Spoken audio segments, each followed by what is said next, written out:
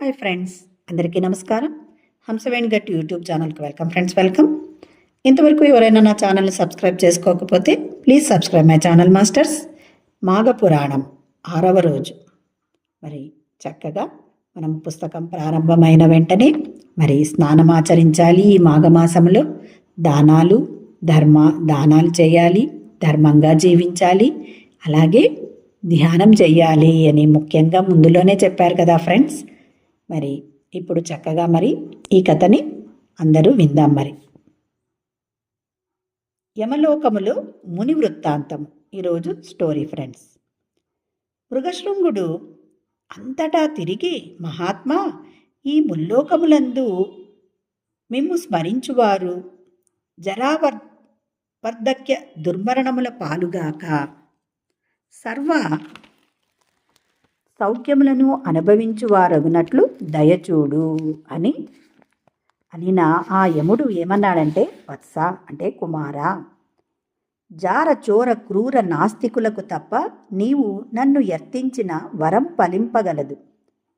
వెండియు మంగళవారముతో వచ్చెడి కృష్ణ చతుర్దశి నాడు నా సంప్రీతికై తిలతర్పణము గావించి నీవు చేసిన స్తోత్రము పఠించిన అంటే ఎవరైతే పఠిస్తారో నా అనుగ్రహమున నిత్య వైభవ ఆయురారోగ్యములు పొందగలరు. నీవింక పోయిరమ్ము అని అదృశ్యమున నొందగా మృగశృంగుడు ఇంటికేగి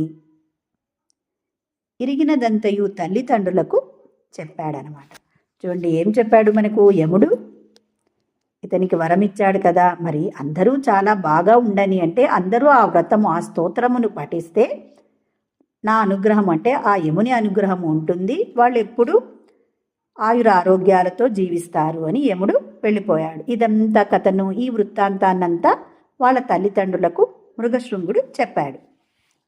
సజీవులైన 4 కన్యలు స్వగృహములకు జని మజ్జిగ భోజనాదుల గావించిన అనంతరమున వారి బంధుమిత్రాదులతో, అయ్యలారా, 3 దినములు మేము యమలోకమున ఉంటిమి. జీవులందరూ వారి పాపకృత్యములను అనుసరించి స్త్రీ పురుష శిశు వృద్ధులను భేదము లేకుండా యమలోకము దండనను అనుభవింపవలసిన వారే. అందు శ్రీమంతులు, దరిద్రులు, మతముల వారు, కులముల వారను తారతమ్యములు లేవు. అంటే ఎవరైతే మనం చేసిన పాపపుణ్యాలకు అక్కడ అంటే వృద్ధులు కానీ, బాలలు కానీ, అంటే చిన్నపిల్లలు కానీ, పెద్దవాళ్ళు కానీ, స్త్రీలు కానీ, పురుషులు కానీ అందరూ మరి యమలోకమునకు వెళ్ళి అక్కడ వాళ్ళకు అంటే వాళ్ళు పడవలసిన దండను అక్కడ అనుభవిస్తారు. తారతమ్యం ఎవరికీ లేదు అని చెప్పాడు. భూలోకము నుండి యమలోకమునకు 2 మార్గములు ఉన్నవి.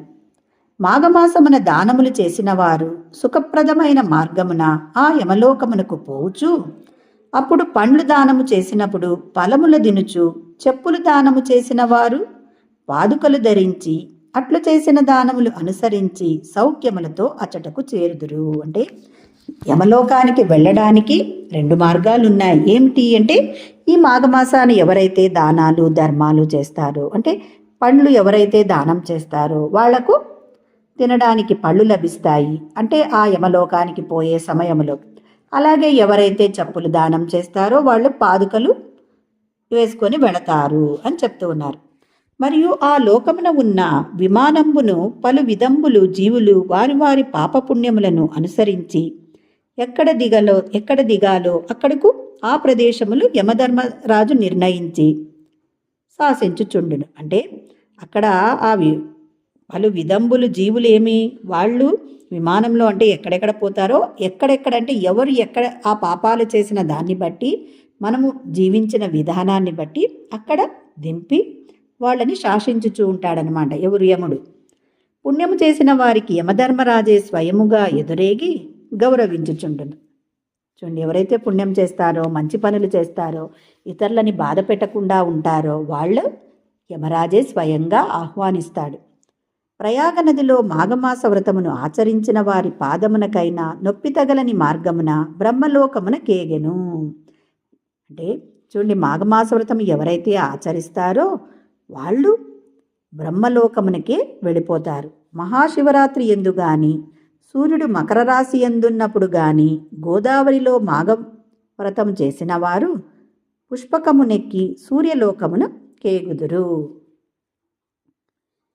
అంటే మహాశివరాత్రి రోజు కానీ సూర్యుడు మకర రాశి యందు ఉన్నప్పుడు ఎవరైతే ఈ మాఘమాస వ్రతం చేస్తారో వాళ్ళేమో పుష్పక విమానం ఎక్కి సూర్యలోకానికే వెళతారు. శ్రీరంగము, కాశీ, గయలలో మాఘస్నానాదులు గావించిన వారు హరిహర సన్నిధానం చేరుతారు. మరి శ్రీరంగము, కాశీ, గయ అక్కడ ఈ మాఘమాసంలో స్నానం చేస్తే డైరెక్ట్గా వాళ్ళు హరిహర సన్నిధానాన్ని పొందుతారు. గంగా, నర్మదా, బ్రహ్మపుత్ర నదులలో వ్రతములు సలిపిన వారు పుణ్యలోకమునకు చేరుదురు. ఎక్కడెక్కడైతే ఈ మాఘమాసంలో పెద్ద పెద్ద నదులలో అక్కడంతా వ్రతాలు చేసి స్నానాలు చేస్తారో వాళ్ళందరూ పుణ్యలోకానికి చేరుతారు.